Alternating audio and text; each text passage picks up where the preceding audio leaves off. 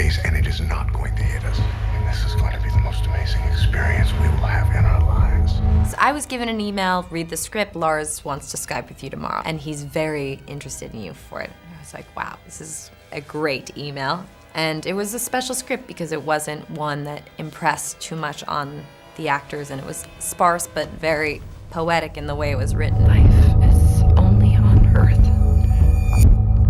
and not for long. We barely even talked about the script. He just said, I want you to do the film. And then we talked about how much we love Charlotte rambling. So, and then I got off the phone and I jumped around like a teenager. I was so excited.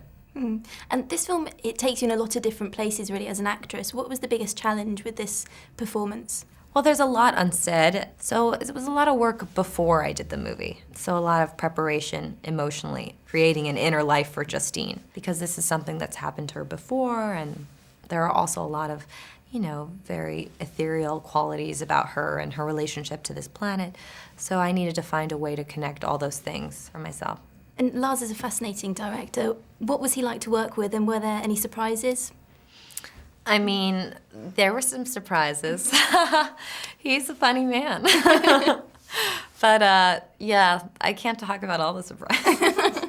Yeah, he's an interesting guy. In terms of directing, he doesn't like to talk too much about it. He's very kind, he's very sensitive and open. The set is very freeing, he's very supportive. You know, he's very smart about the way he talks about emotions, and he doesn't need much to communicate what he wants.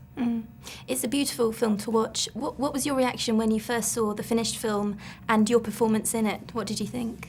The first time I watch anything, it's pretty weird to watch yourself, like, in every scene, and so emotionally distraught. It's uncomfortable. So the first time I watched it, I get weirded out. And then I watched it in Cannes, and still got weirded out. It's just a sad way to see yourself in a film, too. You have a wonderful on-screen presence with Charlotte Gainsbourg, I think. What was she like to work with? Lovely. Like, I've always really admired her work, and also, she's just a very easy person to, like, fall in love with, too. So it was not hard to have a connection with her as a sister. And lastly, I'm quite curious to know some of your favourite films, recent or films that you've watched growing up and things like that kind of stand out for you. Well, the first film I think I was obsessed with was probably Annie, the musical. And The Night Porter. I've always been a big Charlotte Rampling fan, so to me, being able to work with her was huge. I hope I get to do that again. What else did I really like? I don't know. It's a hard thing. It's like, it is hard. Oh, for your entire life, what are some movies you could think of?